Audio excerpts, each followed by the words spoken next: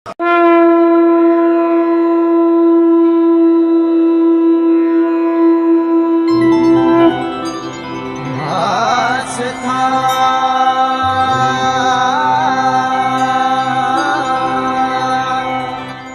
News, पूर्ण समर्पण, संपूर्ण संरक्षण। नमस्कार, आप सभी का स्वागत है आस्था न्यूज में। मैं हूं अक्षिता गौतम। आज हमारे साथ है स्कॉलर एकेडमी की स्कूल संचालक मिसेस रश्मि नागर, शिक्षक मिसेस आशा तारकस, प्रभारी मिसेस सोनल नाइक।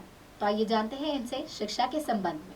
नमस्कार, आप सभी का बहुत बहुत स्वागत है। एवं हमारे साथ है विप्र जगत पत्रिका के प्रधान संपादक श्री विजय अडिचवाल जी। नमस्कार। एवं विप्र जगत पत्रिका के प्रधान संपादक श्री विजय अडिचवाल जी, आप सभी का बहुत बहुत स्वागत है। सबसे पहला सवाल मेरा आपसे है रश्मि जी, कि प्राचीन काल में जो शिक्षा पद्धति थी उसके अनुरूप कोई भी बेरोजगार नहीं होता था, जबकि आज की वर्तमान शिक्षा पद्धति के अनुरूप उच्च शिक्षित होने के बावजूद भी लोग बेरोजगार क्यों हैं?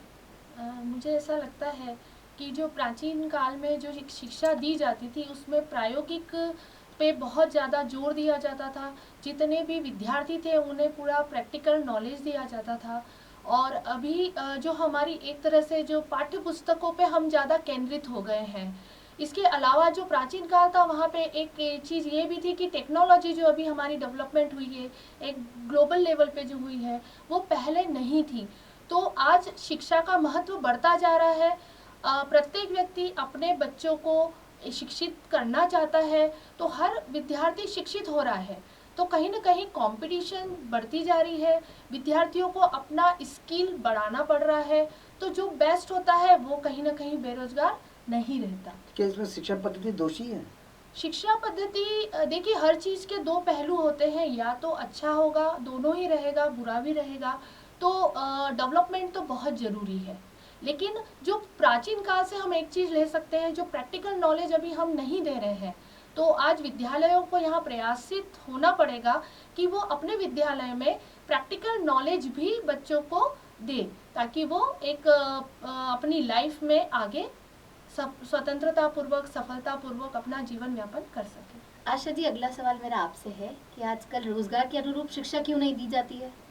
एक्चुअली शिक्षा क्या है, ग्राउंड लेवल से स्टार्ट होती है, तो वो धीरे धीरे एक लेवल पे आकर स्थिर हो जाती है। उसके बाद क्या होता है कि जैसे बच्चा नेक्स्ट क्लास में जाता है, 10th तक जाने के बाद में वो अपना मतलब हर कोई अपना सब्जेक्ट चूज करता है। तो जैसे जैसे बच्चा जिसमें ज़्यादा अच्छा होता है तो वो सब्जेक्ट चूज कर। अगला सवाल सोनल जी मेरा आपसे है कि शिक्षा पद्धति में मोबाइल संस्कृति कितनी घातक और कितनी सफल है? देखिए, मेरा मानना है कि मोबाइल संस्कृति जो है शिक्षा पद्धति में देखा जाए तो एक तरह से तो फ़ायदेमंद भी रही है। क्योंकि अभी कोरोना काल में बच्चे शिक्षित ही उसी से हुए हैं, उसी के द्वारा बच्चों को शिक्षा दी गई है। ऑनलाइन घर पे बैठे बैठे बच्चों ने पढ़ाई भी की है, सब कुछ मोबाइल से ही चला है। लेकिन जहाँ तक जितना फ़ायदेमंद है उतना ही मैं उसको घातक भी बोलूँगी। क्योंकि इतना बच्चों ने उसका मिसयूज़ भी करते हैं। जो हम पेरेंट्स तो दे के उनको फ्री हो जाते हैं कि ठीक है हमने मोबाइल दिया है, बच्चा पढ़ रहा है, लेकिन बच्चा कहाँ क्या कर रहा है ये फिर वो पेरेंट्स को भी चाहिए। इस पर मैं एक बात कहना चाहूंगी कि बच्चे तो नादान हैं, सही गलत की पहचान देने का काम उनके पास माता पिता, शिक्षक और सरकार का होता है। सही गलत की पहचान सिर्फ वही लोग दे सकते हैं। तो जिस प्रकार से माता पिता ने उन्हें मोबाइल देकर फ्री हो गए, तो वही सही गलत की पहचान उन्हें बता सकते हैं। वही आगे मैं वही बोलने जा रही थी कि बच्चा क्या कर रहा है ये भी पेरेंट्स को भी चाहिए कि बच्चा क्या कर रहा है उस मोबाइल पे, जो पर्टिकुलर पढ़ाई है वो कर रहा है, या जो भी उसको सर्च करना है, जो भी सब्जेक्ट रिलेटेड जो भी काम कर रहा है, क्या कर रहा है, इस पे थोड़ा सा पेरेंट्स को भी चाहिए, माता पिता को भी चाहिए कि थोड़ा सा ध्यान रखें। आपके ज़माने में और हमारे ज़माने में उस समय मोबाइल नहीं हुआ करते थे, इवन यहाँ टेलीफोन भी नहीं हुआ करते थे। उसके बावजूद भी काफ़ी कुछ इम्प्रूव हुआ है, खूब डेवलपमेंट हुआ है, खूब विकास हुआ है। तो क्या मोबाइल ज़रूरी है? मतलब मोबाइल के आने से पहले भी चीजें चल रही थी। तो अब मोबाइल आने के बाद ऐसे क्या चेंजेस आ गए कि मोबाइल की इतनी जरूरतें बढ़ गई? इतना आदी हो चुका है उस चीज का कि 2 मिनट भी अगर मोबाइल नहीं मिलता है तो परेशान सा हो जाता है कि मोबाइल नहीं। लेकिन पहले के जमाने में तो बिल्कुल स्मूथ लाइफ चल रही थी, और ये सब कुछ ग्लोबल एजुकेशन के कारण हुआ है। रश्मि जी, अगला सवाल मेरा आपसे है कि शिक्षा आध्यात्म से संबंधित होनी चाहिए या नहीं? होनी चाहिए। क्यों होनी चाहिए? इसलिए क्योंकि हमारे जितने भी ग्रंथ हैं, चाहे वो महाभारत हो, रामायण हो, चरक जी थे जिन्होंने सबसे पहले सर्जरी स्टार्ट करी थी, तो उन हमारे जितने भी आध्यात्मिक जितनी भी चीज़ें हैं, जितने भी ग्रंथ हैं, उसमें सारी टेक्नोलॉजी पहले से ही थी। भारत देश पहले से ही विज्ञान में भी बहुत ज़्यादा आगे था। तो जो हमारे विद्यार्थी पाश्चात्य संस्कृति की तरफ जो युवा भाग रहे हैं, तो उन्हें पता होना चाहिए कि वहाँ से हमें क्या लेना है और हमारे पास कितनी सारी चीज़ें हैं जो हम पढ़ेंगे तभी तो ज्ञान होगा।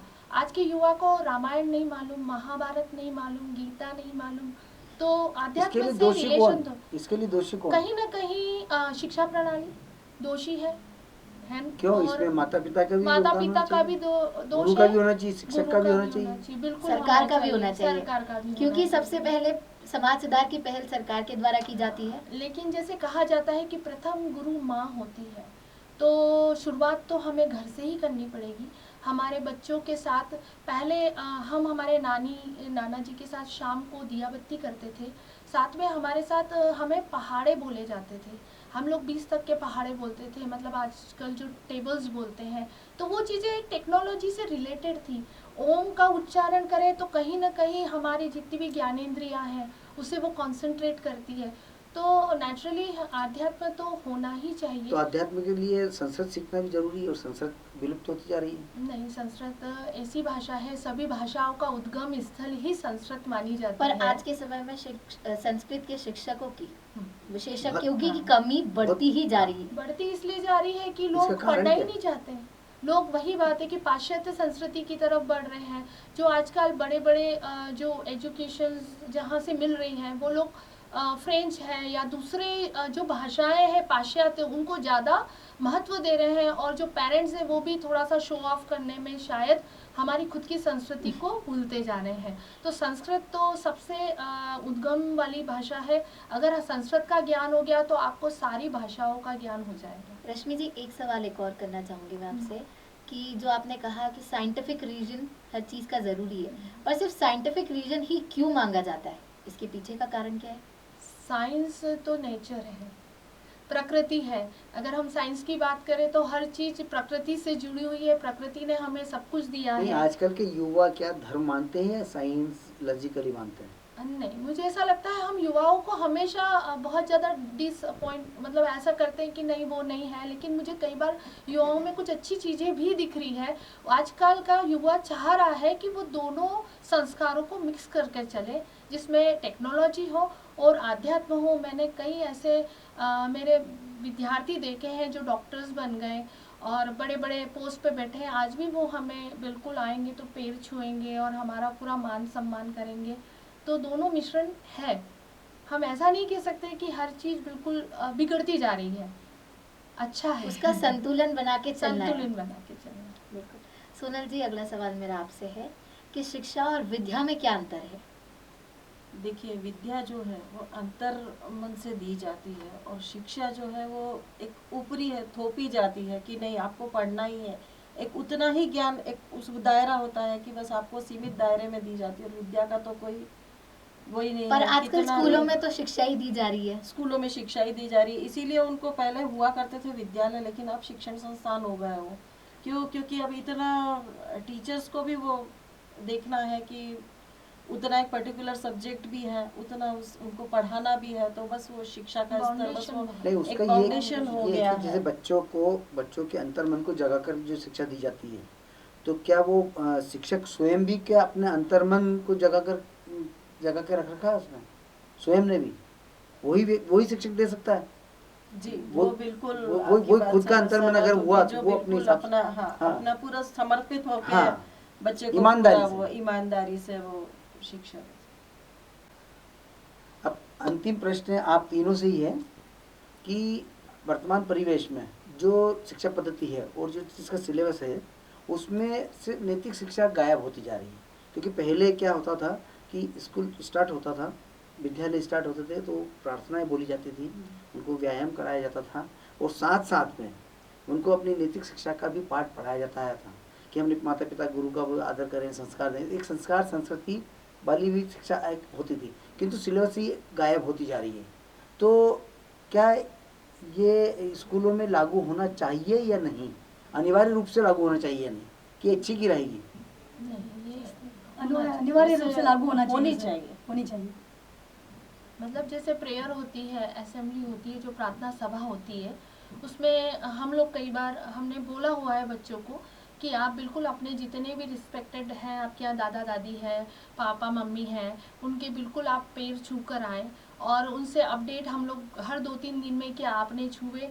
तो हो सकता है बच्चा कभी झूठ बोल दे कि नहीं हम छू कर आए, पर वो कंटिन्यूटी में रहता है तो प्रयास किया जाता है। लेकिन ये ऐच्छिक है, जैसे अभी सर ने बोला है, भाई साहब ने, तो वो कंपलसरी होना चाहिए, सिलेबस में डाला जाना चाहिए, ताकि जिस तरह से साइंस है, मैथ्स है, तो वो पढ़ाया जाता है। तो एक सब्जेक्ट नैतिक शिक्षा, हाँ, संस्कार संस्कृति का इम्प्रूवमेंट हो, विकास मतलब कंपलसरी होना चाहिए। नैतिक और भौतिक ज्ञान दोनों दोनों होना दोनों चाहिए। चलते भौतिक ज्ञान तो हम दे रहे हैं क्योंकि हमारे सिलेबस में है, लेकिन नैतिक ज्ञान सिलेबस में नहीं है, वो ऐच्छिक है। विद्यालय अपने अनुसार उस तरह का ज्ञान दे रहे हैं, लेकिन अगर सिलेबस में, हाँ, अगर डला है, अनुशासन आता है, होना चाहिए, अनुशासित होते हैं होना बच्चे। चाहिए। हमारे दर्शकों को शिक्षा के संबंध में इतनी महत्वपूर्ण जानकारी देने के लिए आप सभी का बहुत बहुत धन्यवाद। देखते रहिए आस्था न्यूज।